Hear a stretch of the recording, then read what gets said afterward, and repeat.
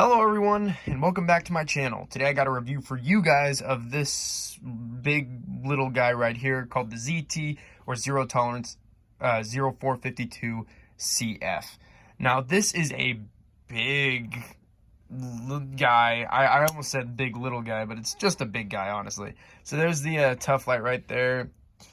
Here, or Tough Light Mini, excuse me. Here's the Tough Light.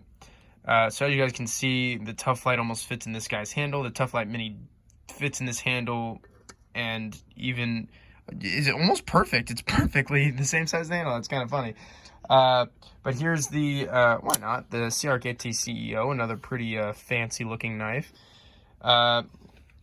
Here is the Native Chief, which is kind of like my token big Spyderco, and this guy is actually a hair taller. Here's another big Spyderco for me. This is the Endura, which is also smaller than the ZT. And then for why not's sake, here is the PM2, a knife that a lot of people own. So at least it gives you guys a pretty accurate size comparison here. So as you guys can tell, big guy. But anyways, right now we're going to talk about what I like and don't like about this knife, and if I can, recommend it for you guys. So before I start, I will say this knife is hands down one of my, if not my favorite piece I own, and I'll explain that right now. So the main thing that I love about this knife, and the reason why this is one of my favorite knives, is because of the grip. This is easily, hands down, the most ergonomic grip I think I've ever held. This is more ergonomic than even the Native Chief. This is more ergonomic than even the PM2. This is more ergonomic than the Endura. This is even more ergonomic than the Ontario Rat, which is one of my token comfortable knives. So this guy is truly comfortable. I mean, you guys can see my hand perfectly fits in this grip, literally perfectly, and it just bites in really well, and my hand is there, and it is comfortable, and I'm good to just cut all day without having to worry about this thing tearing up my hand or anything like that. Another thing I really like about this knife is the carbon fiber. This is my one and only carbon fiber knife, and it's amazing. Carbon fiber is such a nice material, and I'm glad I got to pick something up that had carbon fiber on it. I've been thinking about picking up a 940-1 by Benchmade, which also uses carbon fiber handles, but this guy I feel like gives you a little more bang for your buck and gives you a little bit of a better blade steel. Or, nah, I guess not. S90 is not really a... Well, it depends on who you are. Some people might think that S35 is better than S90. I love S35. It's my favorite blade steel, which is another pro for me. This S35 is absolutely amazing. I have beat the absolute hell out of this knife, and it is still razor sharp and good to go. And the fact that it has such good edge retention while also being easy to sharpen, while also being stainless, it is just an incredible blade steel. But anyways, back to the handle. I do love the titanium on this side that has the frame lock. The titanium is a really great a really great steel. Sorry about that. Titanium is a really great steel. It's very, very hard use and good to go. Obviously, this is only one side titanium and one side carbon fiber. So, there's that. It's not going to be the strongest thing in the world, but this scale right here is super duper strong and is also really lightweight because it's titanium. And that's kind of another good thing about this knife. It is very lightweight for its size. This guy is, I believe, 9.25, something like that, inches. So it's a bigger guy. But it manages to be quite light. In fact, I think this guy might actually be lighter than the Native Chief. To my knowledge, it might actually be, but I'd have to look at the specs and stuff like that. But this is a light knife. Literally, it's very blade heavy, which is pretty cool. I mean, you guys can see here the balance point is right on that finger choil, which is, or not finger choil, excuse me. Well, yeah, I guess that could be a choil. I don't know, however you look at it. But it's just an amazing overall weight and stuff like that. Another thing I like about this knife is the frame lock. The frame lock is super secure, super nice. This is my first real frame lock, so you get... I got to experience a frame lock for the first time.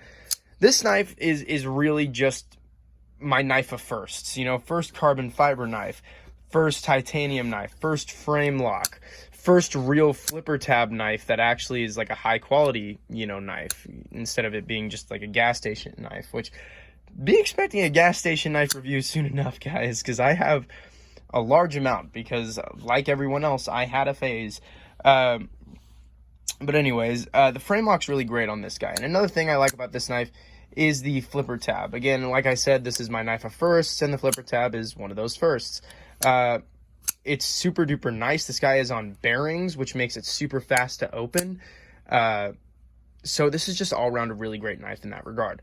Another thing I like is the pocket clip. The pocket clip is deep carry. Even though it's not all the way deep carry, you're still going to have a little bit sticking out of your pocket. It's not really enough to worry about, especially it's not something that I'm worried about. But this pocket clip doesn't create a lot of hot spots. It's actually not bad at all. And it's very simplistic and small. And seeing as how big this knife is, you don't really need a big overbuilt pocket clip. So I do appreciate that a lot, actually.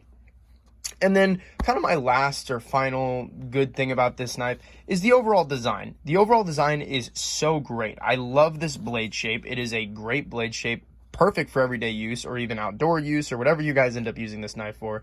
The handle is perfectly just chamfered and also just really well milled. I mean, you get a lot of these like cool finger indents that make this guy, again, easily hands down the most comfortable knife I own. And that's just a really, really cool thing. And before I forget, so I'm going to open this guy just semi. There we go. So as you guys can see, this stop pin right here is actually, I've opened this knife a million times, a lot. And this stop pin's in good condition. It doesn't have any dings in it, any nothing. So I'm pretty sure this stop pin's also titanium. So that's something I wanted to mention just to show like this guy is good to go. That is a strong pin right there. But anyways, now I'm going to talk about what I don't like about this knife. Now this segment's going to go a little fast because there's not a lot of stuff I don't like. So this will be a pretty easy segment. So first of all, the jimping right here kind of is random. I mean, for me, when I put my thumb like this, my thumb rests right here, not right here. So this is a little high for me. Now I can see how this jimping would be, you know, useful, but at the same time, when I cut like this. If I do finer cuts or even just like down cuts like that, then that would be useful. But when I do just normal cuts, I'm going to be cutting like that with my thumb right there. So the jimping just kind of doesn't make any sense, but I mean, it's cool that it's there. I wish it maybe came down here, but I get why they didn't do it. It's so that you can get to this flipper tab and not scrape your finger against some aggressive jimping. The jimping is not super aggressive, by the way. The jimping is actually quite nice. And while talking about jimping that makes no sense, this right here, I've looked at this like 30 different ways. I've watched people take this knife apart and look at it. This jimping serves zero purpose whatsoever other than it's just there. That's not really a complaint, but it's just kind of random. It like, I mean, are you going to hold the knife like this? Or, I mean, this doesn't make any sense to me. But it's definitely a thing, you know what I mean? It's definitely a thing. Another thing I don't necessarily like about this knife, at least not a whole lot. So this little milling right here, I get why they have to do it because it's a frame lock. It's one of the few parts of this knife that kind of create a little bit of a hot spot because it gets really weird right in my finger right there. I can definitely feel it. It's like a dent in the knife, and I can feel it. At least that's just for me. Not everybody probably will have that problem. I have weird hands. So just for me personally, it's very odd. But, yeah, that's just, again, that could just be me. Some people might disagree. Now, another thing I'm going to say is this knife is not as strong as I feel like it could be. This is more of a nitpick, but I actually really like that it has carbon fiber, but it has no liner. It is just a thick piece of carbon fiber. That's just a little annoying for me. It's nothing too bad, but obviously, like, would I want this knife to be stronger for how big it is? Well, yeah, because it's a big knife. I want to be able to, like, this knife feels like you could abuse the hell out of it, and technically you could. But it's just, I don't know, man. This scale is just a little meh for me. Now, another thing that I'm going to say about this knife, and this is more kind of like subjective, because for me, I love it, but I know a lot of people don't. The size of this guy is pretty gargantuan. Again, coming in at 9.2 something inches, is kind of scary and is very murdery. A lot of people will see this and be like, wow, okay, that guy is not coming to play. And especially because this knife's most comfortable grip is reverse grip, which I think is hilarious. It's just really hard to justify carrying a knife this big to people. And so that's kind of a con as well. But again, for me, it doesn't really matter because I have such an interesting size hand that a knife like this really does work for me. And I have carried this guy, by the way. I actually carry this guy pretty regularly. Now, my final kind of nitpick or bad thing is this right here. This is a choil of some kind. It could be a sharpening choil, it could be anything. It's, I feel like, supposed to be a finger choil, but this finger choil probably only fits my pinky, and even then is pretty bold. You know, I'm still afraid that I'm going to ride up on that edge. A finger choil is supposed to protect your finger, not keep your finger literally on the edge. Part of my finger is resting on that edge right now, so I don't know if this was meant to be a finger choil, or if this was just meant to be a cutout for a sharpening choil, or what it was supposed to be.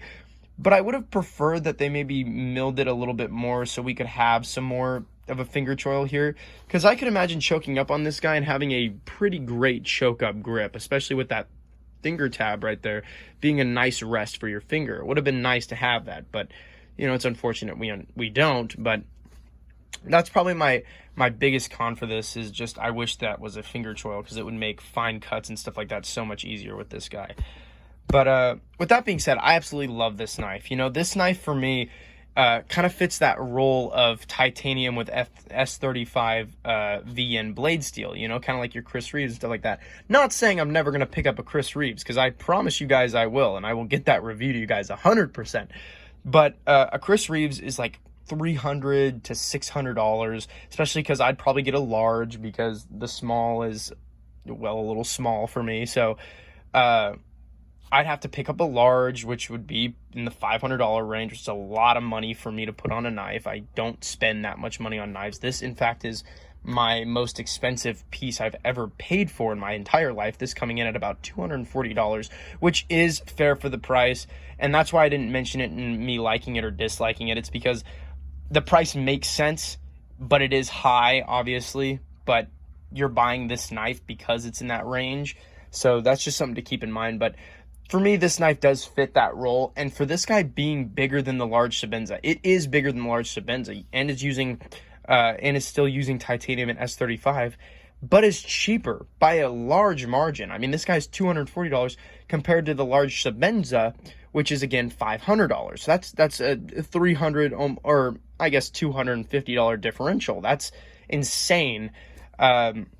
But I also know why Chris Reeves are so expensive. For those of you that don't know, I'd recommend kind of looking at Chris Reeves as a company to understand why their knives are pricey, you know.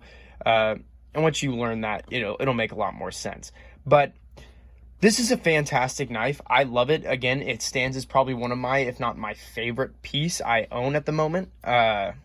And I just absolutely love it. It is a great knife, and I can 100% recommend this for you guys. If you're someone who likes a big knife, this is the knife for you, especially if you're looking for a higher end piece. Now, if you're looking for maybe a smaller version of this guy, they do make the 0450, which is quite a bit smaller, and they make it in the CF, which is the carbon fiber version, and they also make it in the standard version, which is 2 titanium scales. So if that's more what you're looking for, you can get that, or you can get the CF version, which also has a coated blade with a coated titanium as well. So it's black coated titanium with a black coated blade. It's pretty cool looking. It's a little small for my liking. I actually got to hold one at a knife store I went to not too long ago, and it was a bit small for me. That's why I ended up picking this guy up instead. But no, 100% recommend this for anyone that likes a big knife. And again, if you want a smaller knife, that's an option as well.